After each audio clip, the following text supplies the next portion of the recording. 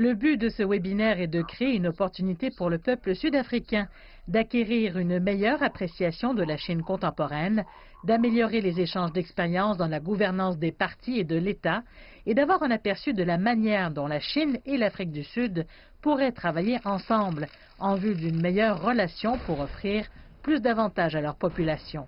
C'est aussi une rencontre visant à souligner le dernier livre du président chinois Xi Jinping.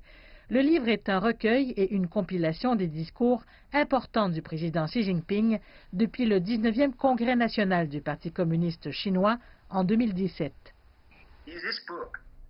Dans ce livre, vous trouverez de nombreuses nouvelles visions, de nouvelles idées et de nouvelles stratégies avancées par le président Xi Jinping et le PCC sur la réforme, le développement et la stabilité de la Chine, la gouvernance du parti, de l'État et de l'armée, ainsi que les affaires intérieures et étrangères et la défense nationale.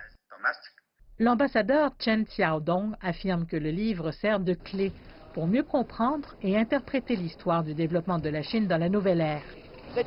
L'ambassadeur de Chine en Afrique du Sud a déclaré que le livre fournissait également des réponses sur la manière de promouvoir la coopération gagnant-gagnant et le développement commun de tous les pays, y compris l'Afrique du Sud et les autres pays africains. Le livre reflète non seulement la pensée dominante, les nouvelles idées et stratégies du président Xi Jinping et du parti sur l'ouverture et le développement de la Chine, mais aussi la vision de la Chine sur la construction d'une communauté au destin partagé pour l'humanité.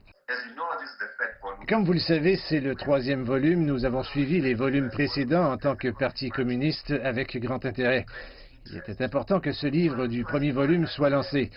Ce qu'il reflète, c'est que l'Occident présente toujours un héritage de relations de type colonial, d'impérialisme, voire de développement inégal, qui nous amène à mettre en évidence les principes d'orientation pragmatique et les défis que nous partageons avec la Chine. J'ai lu les 2 volumes précédents et je les ai trouvés essentiels comme plan de développement que nous pouvons utiliser pour accélérer le développement et inaugurer la 4e civilisation de la révolution industrielle. Nous pouvons l'utiliser pour lutter contre les problèmes de pauvreté, de chômage et d'inégalité. L'ambassade prévoit organiser d'autres événements destinés à construire un nouveau consensus sur le développement des relations sino-sud-africaines.